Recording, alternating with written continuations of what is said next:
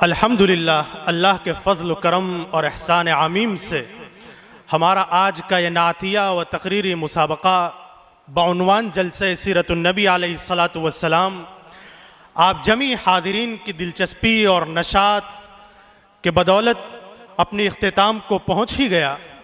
ہم آپ جمیع حضرات کا اور بطور خاص ہمارے آج کے اس اجلاس کے معزز مہمانان گرامی قدر بطور خاص حضرات حکمین مستحکمین کا پوری تمام تر دل کی گہرائیوں کے ساتھ شکریہ ادا کرتے ہیں کہ انہوں نے ہماری دعوت پر لبیک کہتے ہوئے ہمارے در حقیقت اس مزمار خطابت کے ان مبتدی اور نوخیز طلباء کی حقیقت میں حوصلہ افزائی کے لیے یہاں تشریف فرما ہوئے اور پوری دل جمعی کے ساتھ میں سنا۔ ہم ان تمام حضرات کا دل کی گہرائیوں سے شکریہ ادا کرتے ہیں۔ اب وہ گھڑی آ ہی گئی ہے کہ جس میں ہم اپنے ان دونوں حضرات مہمانان گرامی قدر کے مفصل خطاب سے مستفید ہوں۔ تو آئیے سب سے پہلے ہم بسط احترام حضرت مولانا محمد الیاس صاحب ندوی دامت برکاتہم العالیہ سے درخواست کرتے ہیں کہ وہ اپنے مفصل خطاب سے ہم سامعین کو محظوظ فرمائیں۔ الحمدللہ رب العالمین والصلاة والسلام علی سید المرسلین خاتم النبیین امام المتقین وعلی آلہ واصحابہ وذریاتہ واہل بیتہ وبارک وسلم تسلیما کثیرا کثیرا، اما بعد رب اشرح لی صدری ویسر لی امری واحلل عقدۃ من لسانی یفقہوا قولی سبحانک لا علم لنا الا ما علمتنا انک انت العلیم الحکیم۔ اللہم صلی علی سیدنا محمد وعلی آل سیدنا محمد وبارک وسلم علیہ۔ حضرت مولانا سلمان صاحب بجنوری دامت برکاتہم، حضرت مولانا عبد الرحمن صاحب دامت برکاتہم، محتمم مدرسہ حاضہ، حضرات اساتذہ کرام، طلبہ عزیز، اتفاق کہہ سکتا ہوں کہیں مہمان بن کر گیا ہوں اور حکم بھی فرائض بھی ہم نے انجام دیے ہیں۔ اتنی بڑی سزا ہم کو آج تک نہیں ملی، بہت مہذب سزا جو ہو سکتی تھی، لیکن دل خوش ہو گیا۔ حکم بننے میں کیا پریشانی ہے حکم صاحبان ہی بتا سکتے ہیں، ہمارے حضرت مولانا سلمان صاحب بھی بتا سکتے ہیں، بہت اچھا تجربہ ہے۔ لیکن مجھے پہلی دفعہ جبراً جو ہے اپنی اونگ کو جو ہے کنٹرول کرنا پڑا۔ رات میں تھکا ہوا تھا، لیکن تقریریں ایسی تھی حکم نہ بھی بنتے تب بھی اونگ پر قابو پایا جا سکتا تھا۔ حضرت مولانا سلمان صاحب جو ہمارے بزرگ ہیں اس وقت مجھے ایک لطیفہ سنا رہے تھے اس دوران۔ ایک جلسے میں اتفاق سے ایک ہی آدمی حکم تھا اور وہ پورے جلسے میں سوتا رہا۔ آخر میں لوگوں نے پوچھا کس کو کتنے نمبر دیے؟ میں سب کی تقریریں اچھی تھی، قرآن نکالیے۔ تو قرآن نکالنے کے بعد میں بھی کہہ سکتا ہوں، لیکن اونگنے کی وجہ سے نہیں، تقریر سننے کی وجہ سے۔ ہر تقریر دوسری تقریر سے اچھی تھی۔ میں اللہ کا شکر ادا کرتا ہوں، ہمارے اساتذہ کرام کو مبارکباد دیتا ہوں۔ سب سے پہلے اس پر کہ جن عناوین کا آپ نے انتخاب کیا ہے، یہ وقت کی تمام ضرورتیں ہیں۔ یہ عناوین حضرت امیر معاویہ ہوں، حضرت عائشہ ہو، حضرت سمیہ ہو، حضرت فاطمہ ہو، حضرت عمر ہو، حضرت خالد بن ولید ہو، مسلم اقلیتوں کا کردار ہو، یہ سب چیزیں اس وقت کی سخت ترین ضرورتیں ہیں۔ ہمارے علماء وقت کے حالات کو نہیں سمجھتے، ان کے لیے ایک جواب ہے کہ اس وقت ہمارے مدارس میں جن عناوین پر ہمارے طلباء کو تیار کیا جا رہا ہے وہ ہمارے علماء کی بیدار مغزی کا ثبوت دے رہے ہیں۔ میں بہت مبارکباد دیتا ہوں اساتذہ کو، طلباء کو مبارکباد دیتا ہوں۔ مجھے فیصلہ کرنا مشکل ہو رہا تھا کہ کس کو کتنا نمبر دوں۔ جس کے جتنے نمبر کٹے ہیں وہ صرف اس وجہ سے کٹے ہیں کسی کو نمبر زیادہ دینا تھا۔ ہمارے حساب سے سب تقریریں، سب نعتیں ماشاءاللہ ایک سے بڑھ کر ایک، خاص کر یہ فارسی کی جو طلباء چھوٹے طلباء تھے ان سے تو امید نہیں رکھی جا سکتی کہ اتنی جرات کے ساتھ، خود اعتمادی کے ساتھ یہ اپنے معافی ضمیر کو ادا کر سکتے ہیں۔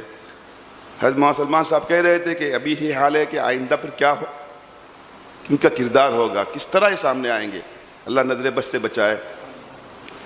میں اللہ کا شکر ادا کرتا ہوں، اس ادارے سے ہمارا بہت پہلے سے تعلق ہے۔ حضرت مفتی صاحب رحمۃ اللہ علیہ کے زمانے سے حضرت ہمیشہ شفقت فرماتے تھے، جب بھی کہیں گزرتے ہوئے یہاں آتے تھے تب بھی اگر طلبہ موجود ہو تو ضرور حکماً جو ہے مسجد میں لے آتے تھے، اور کچھ کہنے کی جو ہے ہم لوگ جسارت کرتے تھے حضرت کے حکم پر۔ اللہ غریق رحمت کرے، ان کا باغ اس وقت جو لگایا ہوا ہے، قبولیت کی ایک دلیل یہ ہوتی ہے کہ ان کے مرنے کے بعد اس سے زیادہ وہ پھلدار ہوتا ہے۔ حضرت مولانا الیاس صاحب کو دیکھیے، جو کام حضرت مولانا الیاس صاحب کے زمانے کے بعد پھیلا وہ حضرت مولانا الیاس صاحب کے زمانے میں یہ قبولیت کی علامت ہے۔ خود حضور اکرم صلی اللہ علیہ وسلم کو دیکھیے، جو دائرہ اسلام کا وسیع ہوا ہے صدیق اکبر کے زمانے میں، حضرت عمر کے زمانے میں، کوئی نقص نہیں ہے یہ ان کے بعد، یہ ان کی قبولیت کی دلیل ہے یہ۔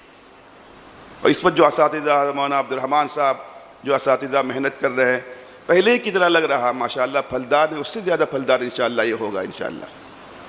البتہ میں ایک چھوٹی سی گزارش کرنے کی جرات کروں گا، اگر گستاخی نہ سمجھیں معاف فرمائیں، کہ ہمارے طلبہ مجھے بہت اچھے لگے، امامے میں تھے، سفید امامے میں اور سیاہ امامے میں، صدری میں، جن کی تقریریں تھیں وہ امامے میں تھے، جن کی نعتیں تھیں وہ امامے میں تھے۔ جو امامہ نہیں پہنے ہوئے تھے ان کا کیا قصور ہے؟ آپ کہیں گے ان کی تقریریں نہیں تھی، ان کی تقریریں نہ ہونے میں ان کا کیا قصور ہے؟ اس میں ہمارا قصور ہے۔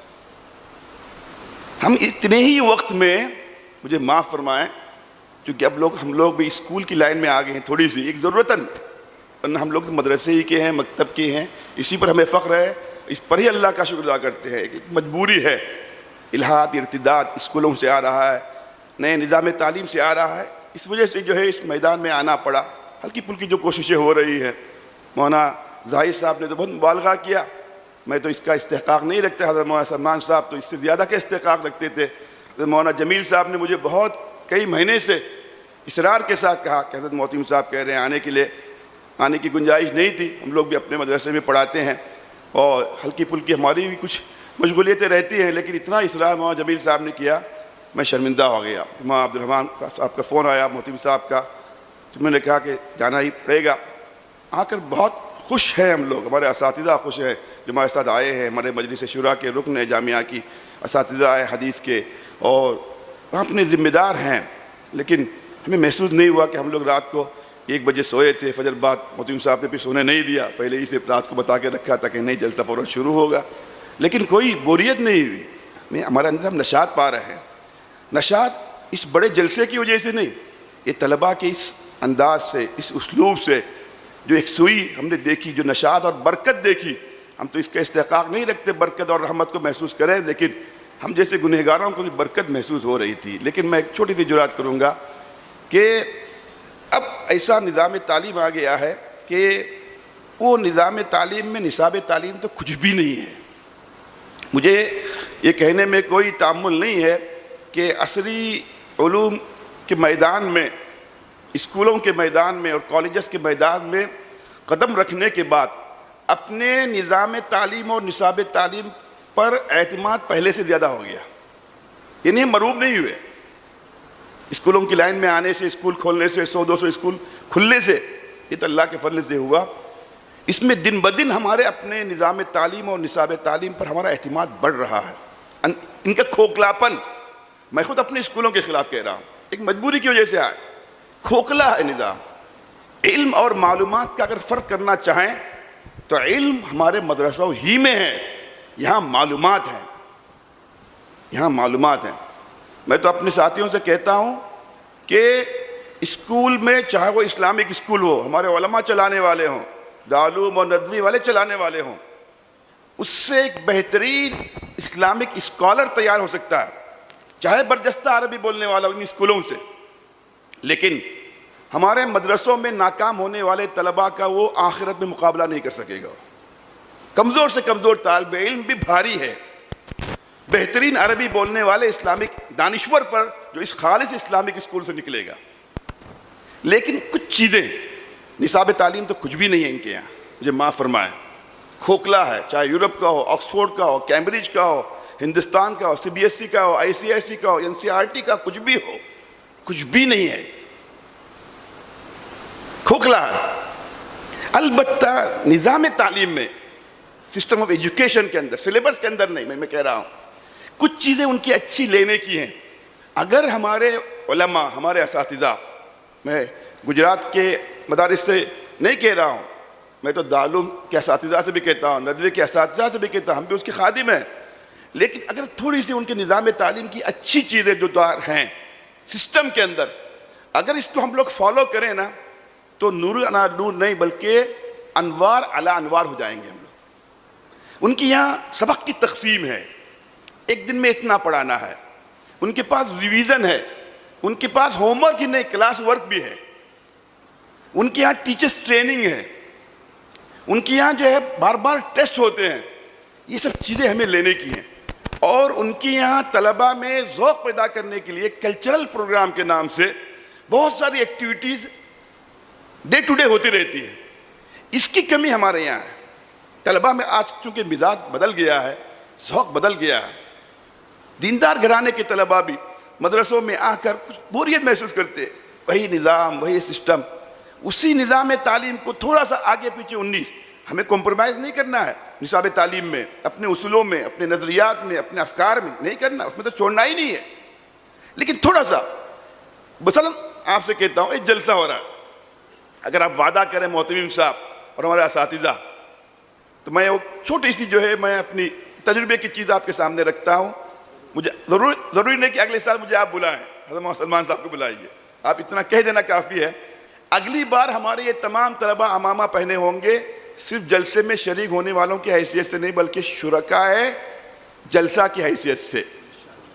آپ کو زیادہ وقت دینے کی ضرورت ہی نہیں، اتنا ہی وقت دیجئے۔ آج بڑی برکت بھی سلمان صاحب کی زبان سے جملہ نکل گیا، کاش اگر اس ظہر کے بعد کے بجائے، وہ بہت مقبول عند اللہ شخصیت ہے، میں ایسے بھی مانتا ہوں ان کو، مجھے بڑی عقیدت ہے ان سے، آج پھر جو ہے ثابت بھی ہو گیا، ان کی زبان سے نکلا، اور محتمم صاحب سے شاید انہوں نے کہا بھی نہیں، چپکے سے مجھ سے کہا، کیا فائدہ تھا مجھ سے کہے گا، میں بھی مہمان آپ بڑے مہمان، میں چھوٹا مہمان، لیکن اللہ نے ان کی دعا سن لی کہ ظہر کے بجائے، بات کے بجائے اگر یہ نپٹ لیا جائے ظہر سے پہلے ہی، اللہ نے ان کی دعا قبول کر لی۔ میں محتمم صاحب سے درخواست کرتا ہوں ان کی تقریر بھی ظہر سے پہلے ہی رکھ دیجیے، بات ختم ہو جائے گی، سب سے اچھا، ہم لوگ بھی نشاط سے سن لیں گے، کہیں ہم محروم نہ رہ جائیں۔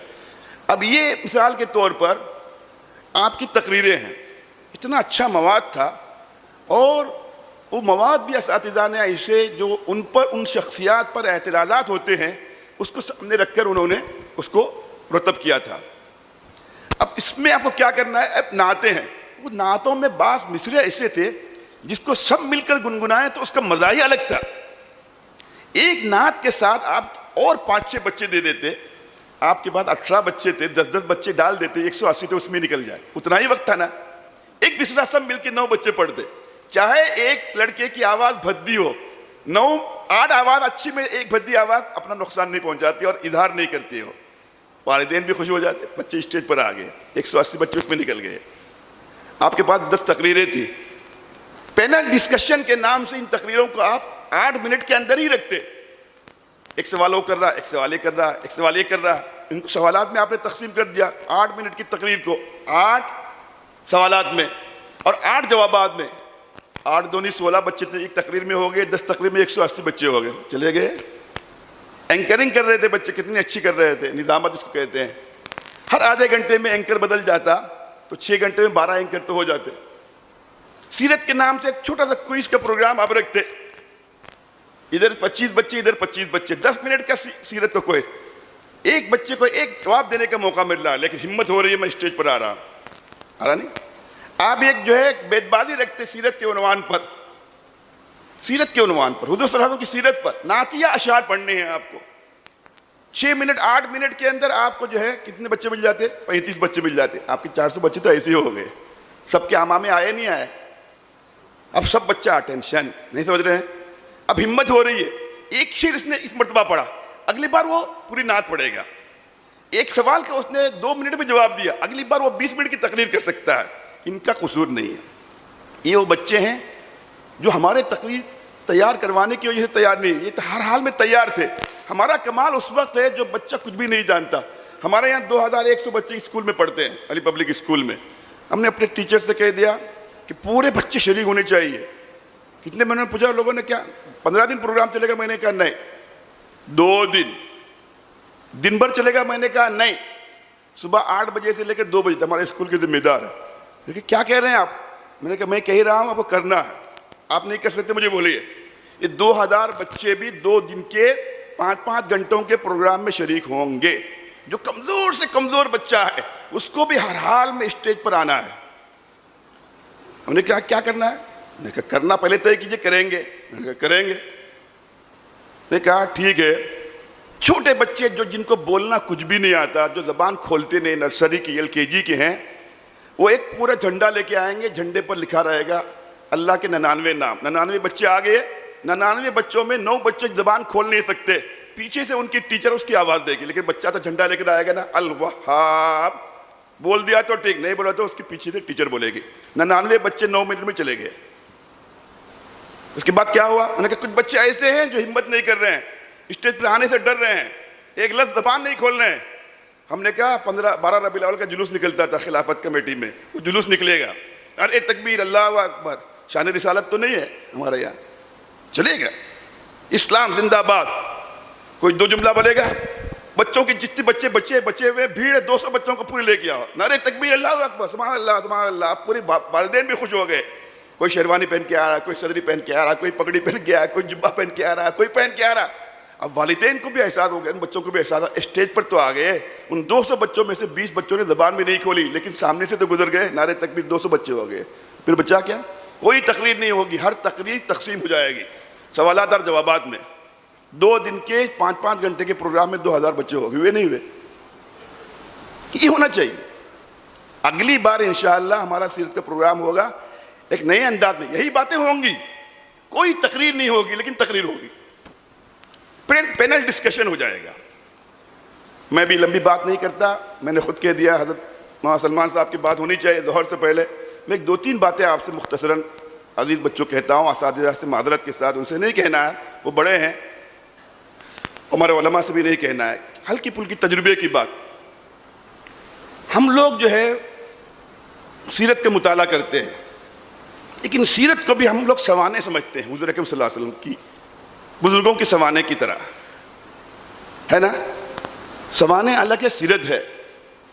سیرت عائشہ نہیں کہنا چاہیے, وہ سوانے ہے. سیرت تو حضور اکرم صلی اللہ علیہ وسلم کی ہونی چاہیے.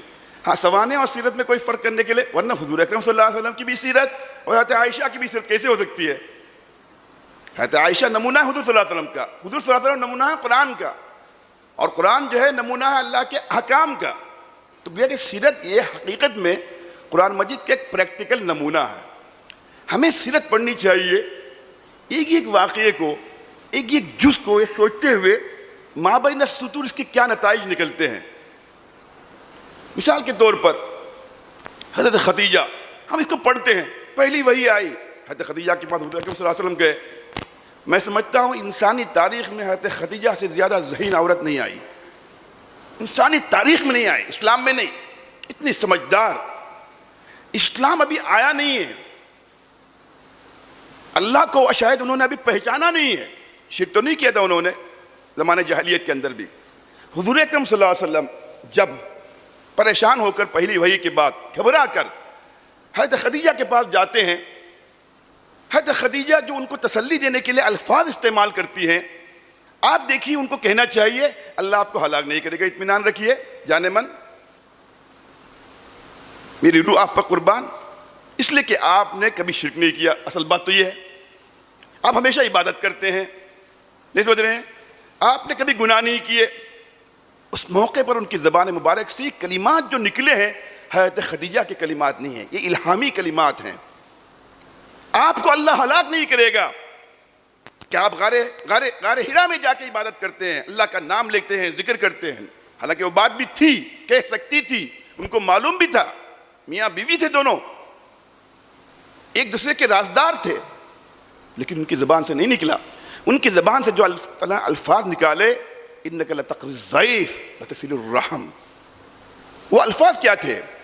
آپ کو اللہ ہلاک اس لیے نہیں کرے گا کہ آپ مہمان نوازی کرتے ہیں, غریبوں کا خیال رکھتے, یتیموں کی فکر کرتے, مسکینوں کا خیال رکھتے ہیں. معلوم کیا ہوا, دنیا میں ہلاکت کے لیے ہماری عبادت کام نہیں آتی, دنیا میں اگر جینا چاہتے ہیں، اللہ کے عذاب سے بچنا چاہتے ہیں اور ظاہری طور پر اللہ کی رحمت کو اپنے دامن میں ہم سمیٹنا چاہتے ہیں، عبادتیں کام آئیں گی آخرت میں جو اصل ہے، اس پر جنت ملے گی، جہنم سے بچیں گے. لیکن دنیا میں ہم لوگوں کی نگاہ میں مقبول بن کر، لوگوں کے ظلم سے بچ کر اور لوگوں کی سازشوں سے بچ کر رہنا چاہتے ہیں تو ہمیں لوگوں کی خدمت کرنی پڑے گی، چاہے کافر کی کیوں نہ ہو. اس سے بین السطور نکلا نہیں نکلا. اللہ کے رسول صلی اللہ علیہ وسلم ایک جملہ سخت ترین کہہ رہے ہیں تاریخ کے اندر، وہ جملہ ہے سیرت کے اندر، اللہم ان تہلک هذه العصابہ لن تعبد علی الارض ابدا. یا اللہ آپ مدد کیجئے، میں مدد مانگتا ہوں. رو رو کے کہہ رہے ہیں، چادر جو ہے جس میں اتھر سے ہٹ رہی ہے، حضرت ابوبکر آ کے اٹھا رہے ہیں، بس کیجئے، اللہ نے آپ کی دعا سن لی، اللہ کے حکم سے اللہ کے دین کے لیے آپ آ رہے ہیں، اتنے کیوں پریشان ہیں؟ مجھے یقین ہے کہ یہاں پر اللہ کی مدد آنے والی، اٹھیے آپ. لیکن اللہ کی زبان مبارک سے جو کلمات، وہ بھی جملہ میں سمجھتا ہوں الہامی ہے. بظاہر یہ جملہ گستاخانہ لگتا ہے، یا اللہ اگر ہمیں ہمارے ساتھیوں کی آپ مدد نہیں کریں گے تو زمین پر آپ کی عبادت نہیں ہوگی. ہم کہنے والے کون ہیں؟ چاہے نبی کیوں نہ ہو، اللہ کا اختیار ہے، ہمیں ہلاک کر کے کسی اور کو پیدا کر دے. لیکن اللہ کے رسول صلی اللہ علیہ وسلم نے وہ جملہ جو کہا ہے، اللہ کی محبت میں کہا ہے، یا اللہ میں مدد اس لیے نہیں مانگ رہا ہوں، میں فتح کا طالب اس لیے نہیں ہوں، میں کہ دنیا کے اندر سرخرو ہوں. اللہ میری منشا یہ ہے کہ اس زمین پر تیری عبادت ہونی چاہیے، اس کے لیے میں مدد مانگ رہا ہوں.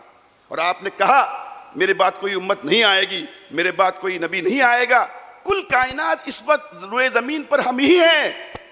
ہم نہیں رہیں گے تو یہ امت نہیں رہے گی، میں نہیں رہوں گا تو کوئی نبی نہیں آئیں گے. اس کا مطلب یا تو دنیا ختم ہو جائے گی اور آپ کی زمین پر آپ کی عبادت نہیں ہوگی. فرط محبت میں بظاہر گستاخانہ جملہ ہونے کے باوجود اللہ خفا نہیں ہوا. یہ جملہ ہے. آگے کی بات کیا ہے؟ لن تعبد علی الارض ابدا. یہ ہے ان تہلک هذه العبادہ. کیوں؟ آپ کا وعدہ ہے. کوئی اعتراض کر سکتا ہے، کیوں؟ یہ اللہ کا اختیار ہے.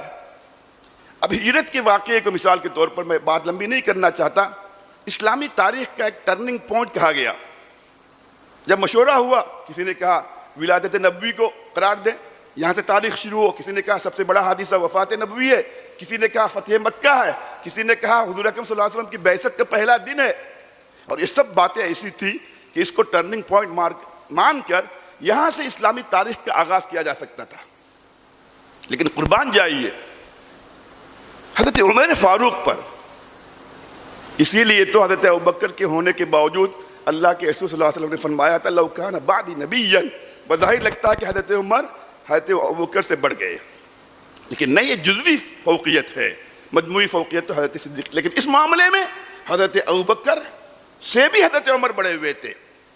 موافقت عمر، روح نبوت کو، روح شریعت کو سمجھنے میں ان کا کوئی ثانی نہیں تھا. نبی کے بعد کوئی ہے تو حضرت عمر نے کہا نہ وفات نبوی کو، نہ ولادت نبوی کو، نہ بعثت نبوی کو، نہ فتح مکہ کو ہم کیا کریں گے؟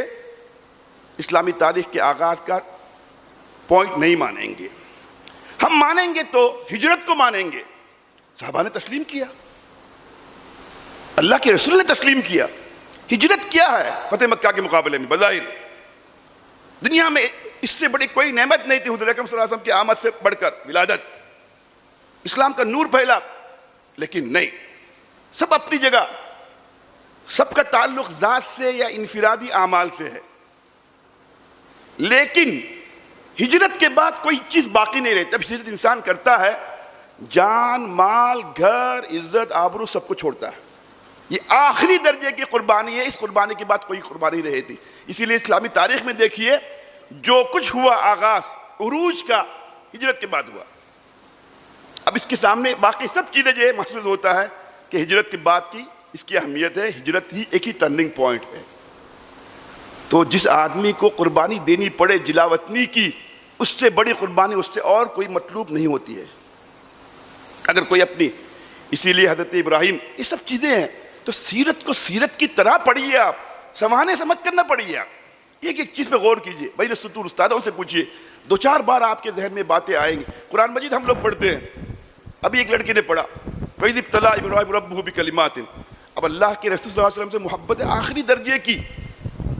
کسی نبی کے ساتھ وہ محبت نہیں تھی، لیکن حضرت ابراہیم کے تعلق سے ایک جملہ ایسا کہا جو حضور اکرم صلی اللہ علیہ وسلم کے متعلق نہیں کہا، واتخذ اللہ ابراہیم خلیلا، اللہ کے کوئی دوست نہیں ہوتے، نہیں ہے کوئی دوست اللہ کے اس معنی میں جس معنی میں ہم سمجھتے ہیں، لیکن اللہ نے کہا میرے دوست ابراہیم ہیں، میرے دوست حضور اکرم صلی اللہ علیہ وسلم کو نہیں کہا، حالانکہ حضور اکرم صلی اللہ علیہ وسلم ان سے بڑے ہوئے ہیں۔ حضرت ابراہیم سے وہ کیا قربانی اللہ تعالیٰ نے لی، کس قربانی میں وہ اترے جس کی نظیر انسانی تاریخ میں، نبوت کی تاریخ کے اندر بھی نہیں ملتی، ہمیں اس کو تلاش کرنا چاہیے، جس کی وجہ سے اللہ تعالیٰ نے کہا واتخذ اللہ ابراہیم خلیلا۔ کیا قربانیاں! انبیاء کرام کے اندر بھی کوئی نبی ایسا نہیں ہے جن کی بیوی نے بھی قربانی دی ہو، جن کے بیٹوں نے بھی قربانی دی ہو، جن کے گھر والوں نے بھی قربانی دی ہو، سوائے حضرت ابراہیم کے۔ حضرت اسماعیل نے بھی قربانی، حضرت ہاجرہ کی قربانی، حضرت سارہ کی قربانی، کیا کیا قربانیاں دی۔ معلوم کیا ہوا، دنیا میں اعزاز کے بڑھانے کا معیار کیا ہوتا ہے؟ یہ قربانیاں ہوتی ہیں۔ ایک بات تو مجھے آپ سے یہ کہنی ہے، دوسری اور آخری بات میں تیسری بات، دوسری اور تیسری چھوٹی چھوٹی بات ایک ہے بظاہر یہ، وہ یہ ہے کہ ہم سیرت پڑھیں معلومات کے لیے نہیں، علم میں اضافے کے لیے نہیں۔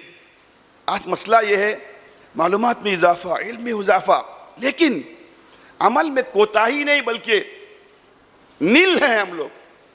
فرض نمازیں پڑھتے، کون سا بڑا احسان کیا ہم نے، تو پڑھنا ہی چاہیے، تو جہنم میں جائیں گے۔ کلاسز بڑھنے کے ساتھ اعمال میں ہماری ترقی نہیں ہو رہی ہے۔ کہاں ترقی ہو رہی ہے؟ ایک چھوٹی سی مثال پوچھتا ہوں، ہم میں سے کون سا ایسا بچہ ہے آج بیٹھا ہوا جس کو یہ معلوم نہیں کہ حضور اکرم صلی اللہ علیہ وسلم رات کو سونے سے پہلے ہمیشہ سورہ ملک پڑھتے تھے عذاب قبر سے حفاظت کے لیے، سورہ واقعہ پڑھتے تھے فقر و فاقے سے بچنے کے لیے، اللہ کی خوشنودی کے لیے سورہ سجدہ پڑھتے تھے۔ میں سمجھتا ہوں جتنے بچے بیٹھے ہوئے ہیں سب کو یہ تینوں صورتیں یاد ہیں۔ کل کے دن تینوں صورتیں ہم میں سے کن بچوں نے پڑھی؟ تو ہاتھ اٹھا، میں پوچھتا ہوں، ہاتھ اٹھائیے۔ تینوں صورتیں جنہوں نے پڑھی ہوں کل، ایک لڑکا بھی نظر نہیں آ رہا، دیکھ رہے؟ جزاء بما كانوا يعلمون، قرآن مجید میں کہیں ہے آپ کو درجے میں 100% نمبر ملے۔ ایک بچہ ناکام ہے لیکن اس نے 3 صورتیں پڑھی ہیں، اللہ کے نزدیک 100% سے وہ بھاری ہے۔ وہ کیا حیثیت ہے ہماری؟ علم شیطان کے پاس نہیں تھا، ابلیس کے پاس نہیں تھا، اس کے پاس علم تھا، عمل نہیں تھا۔ اگر ہمارے ساتھ بھی علم ہو اور عمل نہ ہو تو اس علم کا کیا حیثیت، اس علم کی کیا حیثیت ہے؟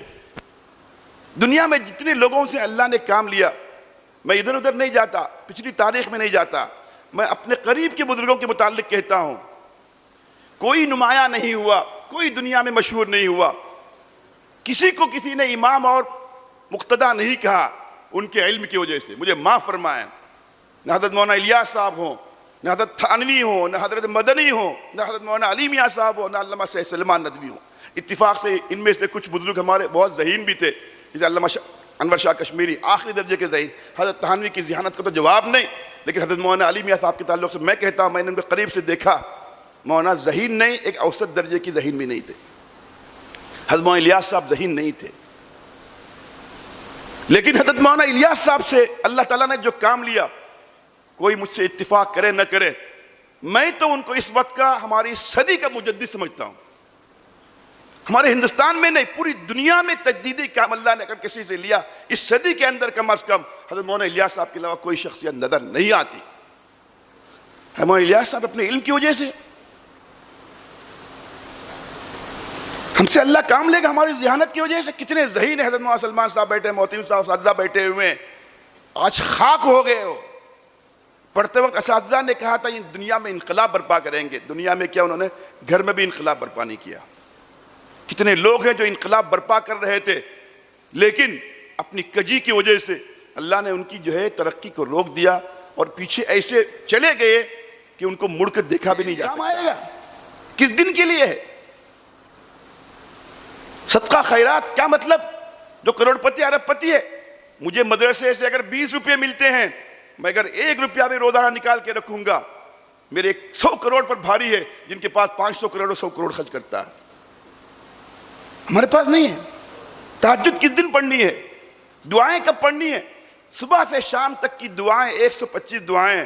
اتفاق سے اللہ نے مجھے موقع دیا، میں نے دعاؤں پر ایک چھوٹی سی کتاب لکھی ہے، دعاؤں کے موجزانہ اثرات۔ میں آپ سب سے کہتا ہوں عزیز بچوں، اگر ہم ان دعاؤں کو اہتمام کریں، پابندی کریں، یہ دنیاوی جسمانی بیماریوں سے علاج کے بھی لیے دعائیں کافی ہیں.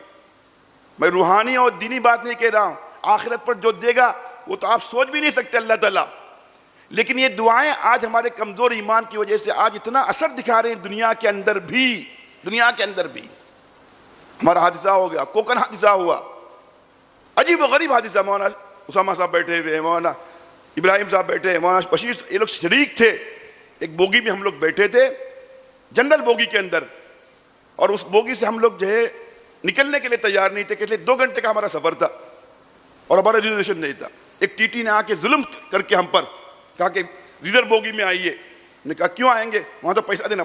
میری بوگی خالی ہے، میں بور ہو رہا ہوں. ہم نے کہا ابھی تو آپ خالی کہہ رہے ہیں، فری میں بول رہے ہیں، چالو ہونے کے بعد کیا کریں گے؟ نے کہا نہیں بابا، نہیں، ظلم کیا، زیادتی کے معنی میں آپ سمجھیے، نہیں ہمارے بوگی میں آئیے. تنگ آ کر بیچارے کی اس پر ہم لوگ جو ہے اس بوگی میں جا کے بیٹھ گئے. آدھا گھنٹہ گزرا نہیں تھا، کوکر ریلوے میں ہماری گاڑی جاتے جاتے ایک بہت بڑی چٹان جو ہے اس جنرل بوگی پر گر گئی. 55 لوگ بھی مر گئے، جس میں ہم لوگ آدھے گھنٹے پہلے بیٹھے تھے. کس نے بچایا؟ اللہ نے بچایا. کس کی برکت سے بچایا؟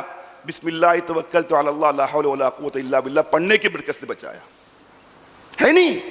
وقیت وکفیت وتنحى عنہ الشیطان.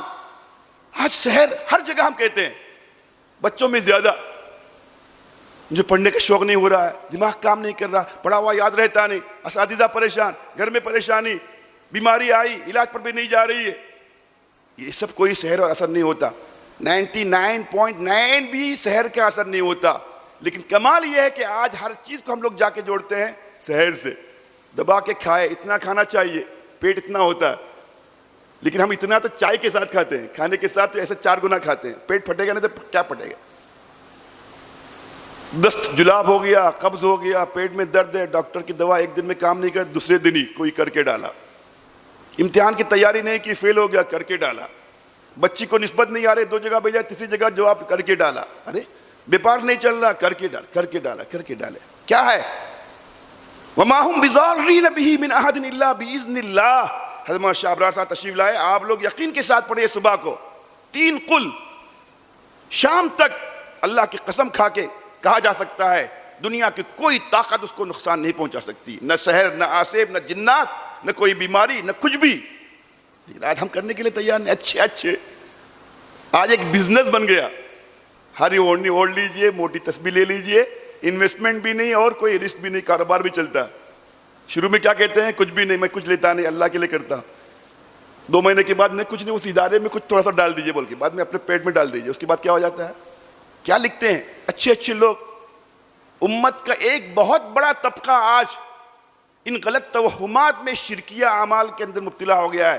ہمارے علماء کا، دیندار لوگوں کا بھی، ہمارے پاس اس کا بھی علاج موجود ہے. 3 قل کس دن کے لیے آیا تھا؟ اللہ نے اتارا تھا، اللہ کے رسول نے وعدہ کیا.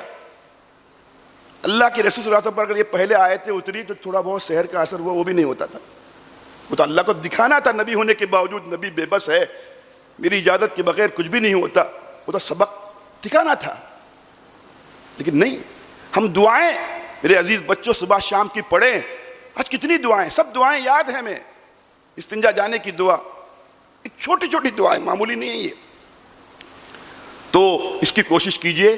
سیرت کو سیرت کے اعتبار سے پڑھنا ہے، اول آخر کسی کی سیرت نہیں ہے اسی. بین السطور اس کی جو ہے فوائد کو، نتائج کو، اس کے اثرات کو سمجھنے کی کوشش کرنا. اور تیسری چیز کیا؟ اس کو اپنانے کی کوشش کرنی ہے، زندگی میں لانے کی کوشش کرنی ہے. حضور اکرم صلی اللہ علیہ وسلم کی سنتیں تو یاد رہتی ہیں، کھانے کے بعد میٹھا کھانا بول کے، وہی سنت یاد رہتی ہے. ہاں، دنیا میں گھومنا چاہیے، فسیروا فی الارض، یہ قرآن کی آیت یاد رہتی ہے. فتہجد بھی نافلۃ لک، یہ یاد رہتی نہیں. مطلب سنت کی وجہ سے یاد نہیں رہتی، اتفاق سے ہمارے خواہش میں وہ سنت بھی آ جاتی ہے، اس لیے سنت ہو جاتی ہے وہ. لیکن سب سے بڑی سنت کیا حضور اکرم صلی اللہ علیہ وسلم کی؟ ملت کے لیے رونا، تڑپنا، سسکنا، بلکنا. مولانا الیاس صاحب کا، مولانا الیاس صاحب کس نے کیا؟ ان کے علم نے کیا، ان کے خاندان نے کیا، ان کی بزرگی نے کیا؟ نہیں. مولانا الیاس صاحب اگر مجدد وقت ہیں تو ان کی سسکنے بلکنے کی وجہ سے ہیں، تڑپنے کی وجہ سے ہے.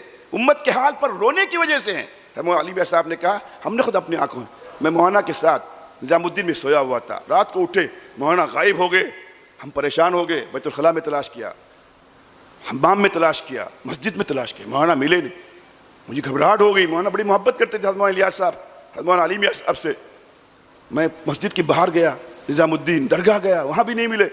پھر تشویش بڑی. پھر میں راستہ چلتا رہا حضرت کو تلاش کرنے کے لیے. ہمایوں کے مقبرے کے پاس ملے مجھے. ہمایوں کے مقبرہ کتنا دور ہے نظام الدین سے؟ حضرت آپ اس وقت یہاں کیسے آ گئے؟ علی میاں تم جاؤ سو جاؤ. نہیں میں نہیں جاؤں گا جب تک آپ نہیں بتائیں گے. نہیں حضرت آپ کیسے آئے, کیا ہوا, تکلیف کیا ہوئی, کیا خواب دیکھا, کیا پر. نہیں علی میاں جاؤ تم. اس کے بعد جب اصرار کیا, کہا کہ جائیں گے نہیں. علی میاں رات کو مجھے نیند نہیں لگی, امت کا حال سوچ سوچ کے میرے آنکھوں سے آنسو نکل گئے. بستر پر پڑے رہنا میرے گوارا نہیں ہوا. بے ساختہ اللہ سے مانگتے ہوئے میں کمرے سے نکلا, اور اس وقت جو ہے ٹہل کے اللہ سے میں مانگ رہا ہوں. یہ ہے, یہ سنت تو یاد نہیں رہتی. امت کی کیا حالت اس وقت, نئی نسل کا کیا عالم ہے, کون سنبھالیں گے ان کو؟ ارتداد اور الحاد کے واقعات ایک دو نہیں, 10 سال میں ایک واقعات نہیں ہوتے تھے. ہر گھنٹے میں ارتداد کا ایک واقعہ پیش آ رہا ہے. گھر واپسی آگرہ میں نہیں ہو رہی, گھر واپسی مظفر نگر میں نہیں ہو رہی, گھر واپسی میرے اور آپ کے گھر میں ہو رہی ہے. تہجد پڑھنے کے باوجود میرے اور آپ کے بچے ایمان سے نکل رہے ہیں. حضرت تھانوی رحمۃ اللہ علیہ ایسے ذہین اور صاحب بصیرت بزرگ تھے, اس کی مثال ہمارے علماء میں نے, عرب علماء کے اندر نہیں ملتی. مولانا نے کہا ایک جگہ, لکھا بھی شاید, ہم لوگ بچوں کو نواقض وضو اور مبتلات صلاۃ یاد کراتے ہیں لیکن نواقض ایمان یاد نہیں دلاتے. وہ کون سے خیالات ہیں جن خیالات کے آنے کے ساتھ ہی ایمان نکل جاتا ہے, چاہے تہجد پڑھے چاہے حج کرے.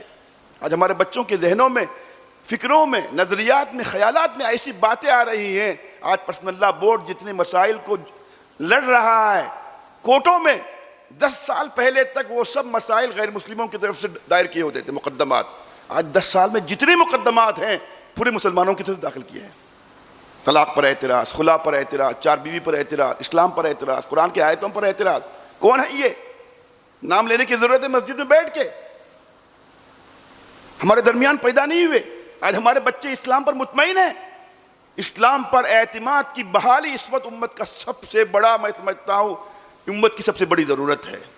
اور امت کے مسائل میں سب سے بڑا المیہ اسلام پر اعتماد کی کمی جو بڑھتی جا رہی ہے وہ ہے. حکومتیں ہمارے خلاف منصوبہ, ہمیں غصہ آتا ہے. ہم ہی اندر سے کمزور ہوں تو ان کے منصوبے کامیاب ہوں گے. میں طے کروں مجھے جانا ہے چاہے جان دینا ہے, حکومت منصوبے بنائے, کچھ بھی بنائے, ہم کچھ نہیں کر سکتی. میں اندر سے کمزور ہوں, ان کی تھوڑی سی جو ہے ہلکی سی جو ہے ہوا مجھے کیا کہتے ہیں گرا دیتی ہے. میں اگر قدم میرا مضبوط ہوگا, پہاڑ کی طرح میں اگر جمع رہوں گا ایمان پر مضبوطی کے ساتھ, پہاڑ سے بڑھ کر ہوائیں آئیں گی, مجھے اور آپ کو ہٹا نہیں سکیں گی. لیکن آج ہے امت میں یہ حال ہے. کون روئے؟ اللہ سے مانگیے, ہم کام نہیں کریں گے. بچے نے ایک آیت پڑھی, میں وہ غور کر رہا تھا, انا ارسلناک شاہدا مبشرا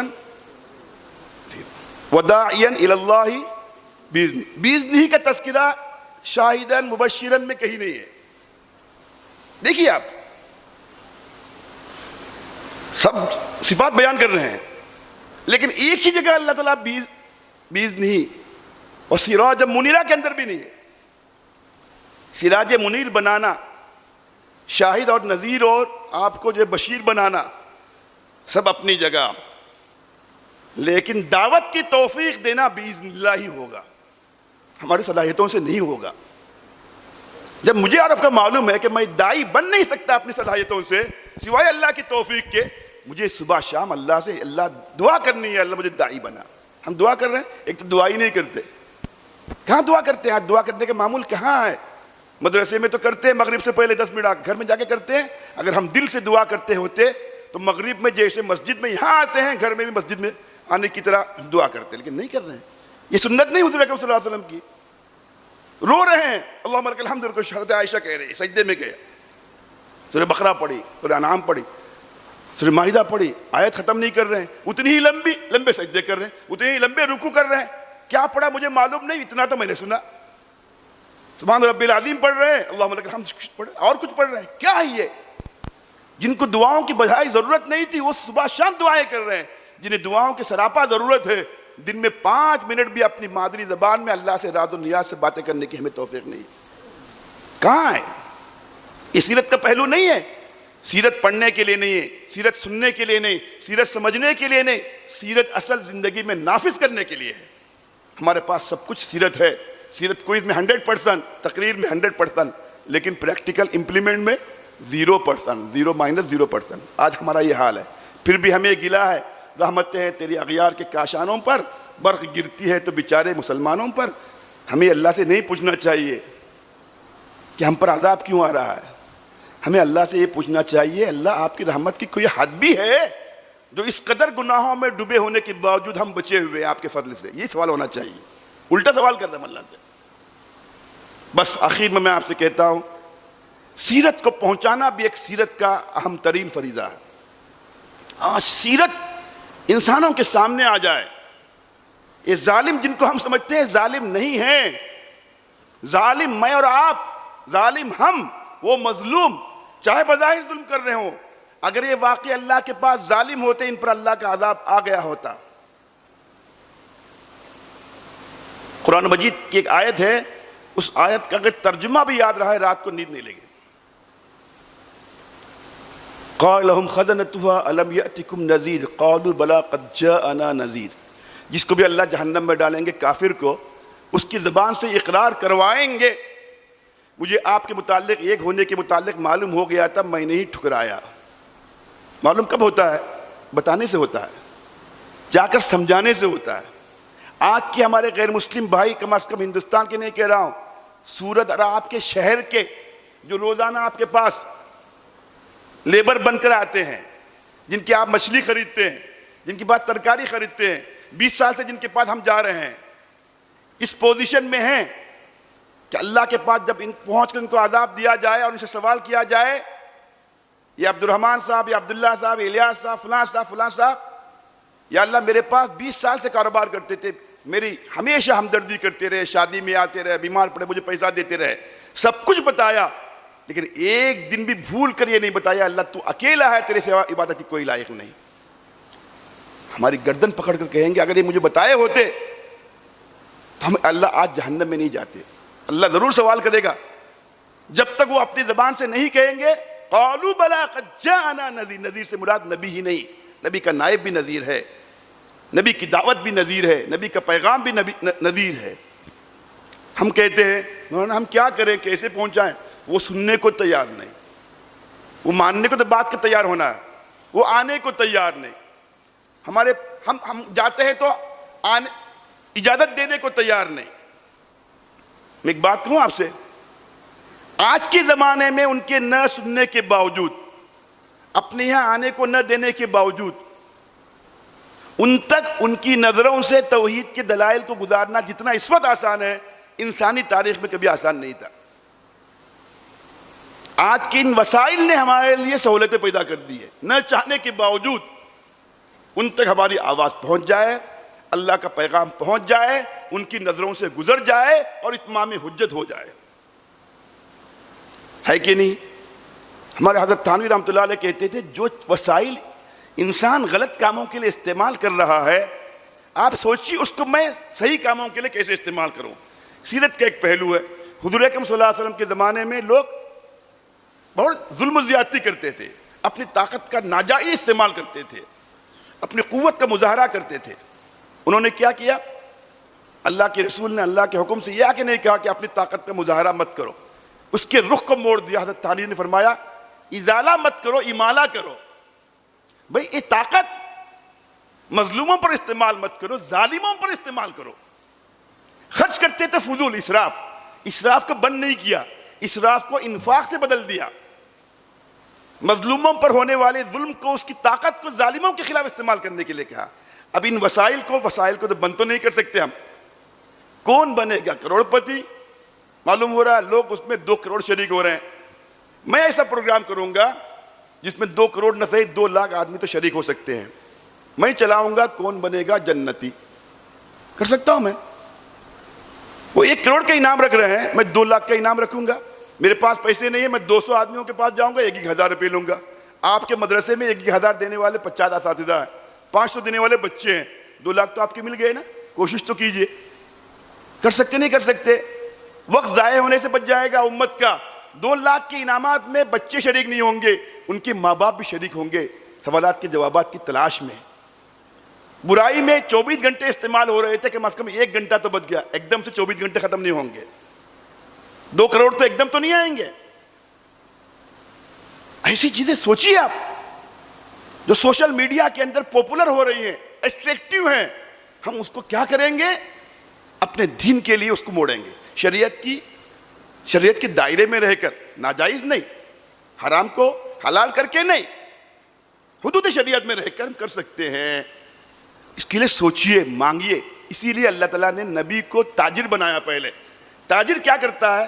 ہر دن نئی آن نئی شان کی طرح ایک کاروبار پہ اکتفا نہیں کرتا. میں خود ایک تاجر ہوں چھوٹا سا. تاجر کیا کرتا ہے؟ حریص ہوتا ہے. اس کے پاس 10 پشتوں کے کھانے کے ہے نا, وہ 11 پشتی کی فکر کرتا ہے.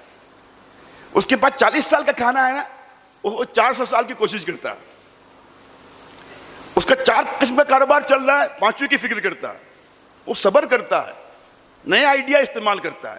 ہمارا یہ دماغ اگر تاجرانہ ذہن داعیانہ میدان کے اندر استعمال ہو جائے تو دعوت کے نئے نئے طریقے تجارت سے زیادہ سامنے آئیں گے ہمارے پاس.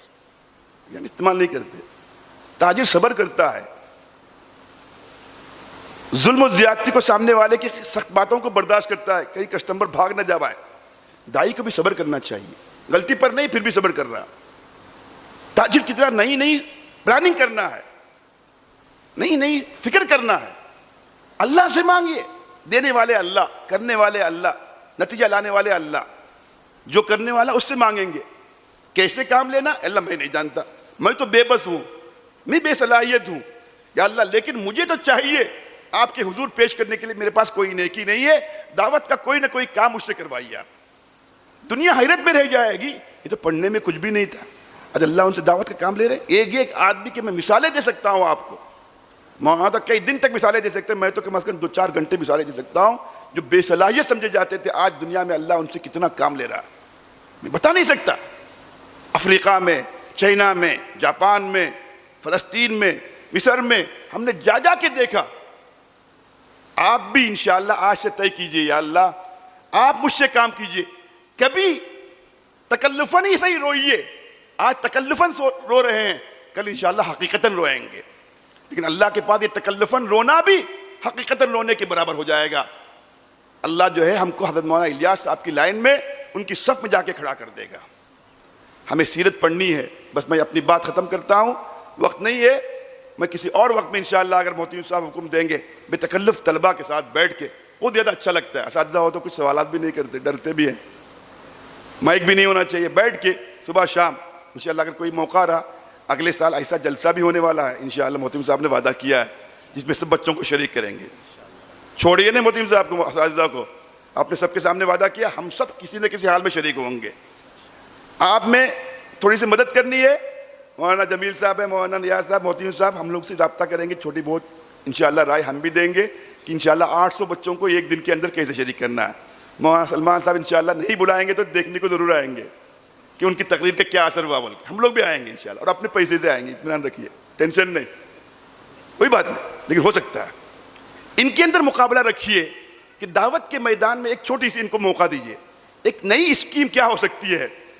اب ان کو یوٹیوب میں, فیس بک میں, ٹویٹر پہ جانے سے منع نہیں کر سکتے. آپ کے سامنے تو منع کر جاتے ہیں, سنڈال میں جا کے پھر دیکھتے ہی یہ گھر میں جا کے دیکھتے ہیں.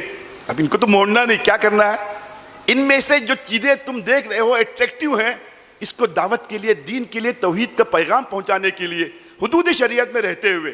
ہم لوگ دیوبندی ہیں. دیوبندی میں تو کیا ہے, ہم لوگ ایک فکر ہے. دیوبند, دیوبند کسی مدرسے کا نام نہیں, مجھے معاف فرمائیں. ندوہ, دیوبند, سہارنپور ایک فکر ہے, ایک تحریک ہے. یہ مجھے معاف فرمائے, آج ہم خود پتہ نہیں ہم کیا ہیں بول کے. ہم لوگ عقیدتاً دیوبندی. حضرت مولانا رحمۃ اللہ علیہ کہتے تھے ہم سب کا شجر نسب ملتا ہے حضرت شاہ ولی اللہ صاحب سے. افکار میں, نظریات میں ہم لوگ بہت ساری چیزوں میں محتاط رہتے ہیں. جائز ہو تو بھی ہم لوگ اس کو اختیار نہیں کرتے.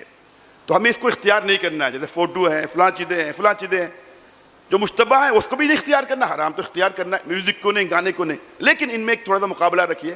کوئی تجویز ہم واٹس ایپ کے ذریعے, ٹویٹر کے ذریعے، فیس بک کے ذریعے ہم کیسے استعمال کر سکتے ہیں دعوت میں. کوئی انعام دیجیے 200 روپے کا، 500 روپے کا، انشاءاللہ بچے خوش ہو جائیں گے، ذہن کام کرے گا. جب انشاءاللہ فارغ ہو کے جائیں گے تو یہی بچے آپ کے حاسوڑ اور مدرسہ سعادت کے انشاءاللہ ہندوستان میں نہیں دنیا میں اپنا نام کمائیں گے انشاءاللہ. میں اور لمبی چوڑی بات کرنا نہیں چاہتا. مجھے موقع دیا حضرات نے، موتی صاحب نے، جو ہماری اس گستاخیوں کو سنا، برداشت کیا. لیکن فرط محبت میں نے آپ سے جو 4 باتیں کہہ دی ہے، میں خود اس کا محتاج، میری ذات اس کی مخاطب ہے. بس اس کی فکر کیجئے، جتنی سنتیں ہم نے پڑھی ہیں آج سے انشاءاللہ ہر سنت پہ عمل کریں گے. ہم میں سے کسی کی انشاءاللہ سورہ سجدہ، سورہ واقعہ اور سورہ ملک کی تلاوت نہیں چھوٹے گی. ارادہ کرتے ہیں، اس کا جائزہ لیجئے اور اگلے سال سے اور ایک کیجئے، ایک چارٹ بنائیے. ہم نے اپنے اسکول میں چارٹ بنایا ہے، ان چیزوں کی پابندی کرنی، اس پر انعامات دیں گے اور امتحان میں نمبرات جوڑیں گے. میں نے اپنے طور پر اپنے درجے میں، عالمیت کے درجے میں ایک چارٹ بنایا ہے. تفسیر کا میرا گھنٹہ ہے، میں نے کہہ دیا 20 نمبر تفسیر میں اس کے ملیں گے آپ کو. اس میں کیا ہے، 2 رکعت کم از کم تہجد پڑھنی ہے. یہاں تو پڑھتے ہی ہیں لیکن گھر میں بھی جا کے پڑھنا ہے. 5 منٹ آپ کو اپنی مادری زبان میں اللہ سے مانگنا ہے، چاہے مغرب بعد، چاہے فجر بعد، چاہے عشاء کے بعد، جب بھی مانگنا ہے. 3 صورتیں روزانہ آپ کو پڑھنی ہیں. 4 قل جو ہے صبح کو بھی شام کو بھی پڑھنا ہے. رات کو سوتے وقت باوضو سونا ہے، عبادت کا ثواب ملتا ہے، دعائیں قبول ہوتی ہیں. دن میں جب بھی وضو ٹوٹ جائے وضو کرنا ہے. ایک 4-5 چیزیں موٹی موٹی، اس کے ساتھ اور 2-4 چیزیں ملا دی ہیں. اس میں 10 مرتبہ سورہ ہمارے 14 کلمہ پڑھنا ہے، تسبیح فاطمی ہے جو آسان ہے، جو کرتی ہی ہیں. نہیں سمجھ رہے ہیں؟ روزانہ 1 بار یاسین پڑھنا ہے، بڑی برکت والی چیز ہے. آپ کہیں گے کون سی حدیث میں ہے؟ تجربات بزرگوں کے. مولانا علی میاں صاحب رحمۃ اللہ علیہ اتنے پابند تھے، روزانہ 2-2.5 پارے کی تلاوت کے علاوہ، اتنا مصروف انسان آپ یقین نہیں کر سکتے، لیکن کہتے تھے کہ میں روزانہ 11 بار یاسین پڑھ کر اپنے بزرگوں کو، بڑوں کو بخشتا ہوں، اور جمعہ کے دن 13 بار پڑھتا ہوں، 2 بار ایکسٹرا پڑھتا ہوں. نتیجہ کیا ہوا؟ جس سے محبت رہتی ہے نا، خاتمہ اس پر ہوتا ہے. قرآن مجید سے آخری درجے کا تعلق. مولانا کہ قرآن مجید پڑھنے کا معمول نہیں، ابھی جمعہ کا دن ہے، نماز کو جانا ہے، اور شیروانی پہنی، عطر لگایا، رومال پہنی، طبیعت اچھی ہے، خلاف معمول قرآن مجید منگایا. بھائی جماعت کھڑی ہو رہی ہے، مسجد جانا ہے، لیکن لا عبدالرزاق قرآن لائے. قرآن کھولتے کھولتے نہیں کہ ہم یاسین پڑھیں گے. یاسین زبانی پڑھتے تھے کہ یاسین پڑھیں گے. یاسین پڑھنا شروع کر دیا. فبشرہ بمغفرۃ واجر، جب کریم پر پہنچے، ایسی کرسی پر بیٹھے تھے، ایسے ہوئے انتقال ہو گیا سیکنڈوں میں. کہ ہم نہیں چاہتے قرآن مجید پڑھتے ہوئے ہمارا انتقال ہو، کہ ہم نہیں چاہتے کہ ہماری زبان پر بھی اللہ تعالیٰ اپنی آیتیں جاری رکھے، بشارت کی اور جنت کی اور معافی کی اور مغفرت کی اور غفران کی اور نجات کی اور آگ سے خلاصی کی. ہم مانگنے سے نہیں ملے گی، کرنے سے ملے گی. روزانہ اپنے کمرے سے مسجد آتے وقت آہستہ آہستہ چل کے آئیں گے تو 1 بار یاسین ہو جاتا ہے. ظہر کے بعد 4 رکعت پڑھتے ہیں، یاسین کے معمول رکھیے، سوا رکوع ہو جاتا ہے، 3 منٹ زیادہ ہو جائیں گے. فجر کو آتے وقت 1 بار یاسین، واپس جاتے وقت 1 بار یاسین، ظہر کو آتے وقت یاسین. 4 بار تو ایسے ہی ہو گئے. مولانا علی میاں سے بھی آگے نکل جائیں گے یاسین پڑھنے میں. آپ روزانہ کم از کم 3 بار یاسین پڑھیے. مغرب بعد 4 رکعت میں، 2 رکعت میں سورہ واقعہ، 4 رکعت میں یاسین اور 2 رکعت میں سورہ ملک. ہمارے بزرگوں کی یہ معمولات میں چیزیں شامل تھی. 8 رکعت پڑھنا، 2 رکعت تہجد، 5 منٹ اپنی مادری زبان میں دعائیں، اور جتنی دعائیں یاد ہیں دعاؤں کی قضا کیجئے. بھول گئے لیکن نہیں پڑھیں گے، کھاتے وقت یاد آ گئے وہ دعا پڑھیں گے. نتیجہ کیا ہوگا؟ 2 بار پڑھیے. ارے یہ تو مصیبت ہے، بھول جائے 2 بار پڑھتا ہے، اس کو وقت پہ یاد دلا. شیطان اپنے وقت پر یاد دلائے گا، بھلانا شیطان کا کام ہے. بس سیرت کو پڑھنا اور سیرت کو سمجھنے کی کوشش کرنا، سیرت کو حضور اکرم صلی اللہ علیہ وسلم کی سنتوں کو اپنی زندگی میں نافذ کرنے کی کوشش کرنا. آج سے ہماری زندگی بدل جائے گی انشاءاللہ. پھر دیکھیے اللہ ہم سے کام لے گا. جانے سے پہلے ایسے آثار نمودار ہوں گے کہ اللہ تعالیٰ ہم سے کام لینے والے ہیں. اس کی ذات ہے، بے نیاز ہے، جس سے چاہے، جیسے چاہے، جب چاہے، جتنا چاہے کام لے. کوئی پوچھنے والا، وہ خوش ہو جائے گا، اس کے فیصلے زندگیوں میں تبدیلی لائیں گے. وہ ناراض ہو جائے گا، کبر کی وجہ سے، بدعملی کی وجہ سے دی ہوئی چوفی بھی چھین سکتا ہے. وہ اللہ ظالم نہیں، ظلم کا شائبہ بھی نہیں. اللہ حد سے زیادہ، ماں باپ سے کھرب زیادہ درجہ محبت کرنے والا ہے. لیکن تھوڑی کوشش ہم بھی تو کریں.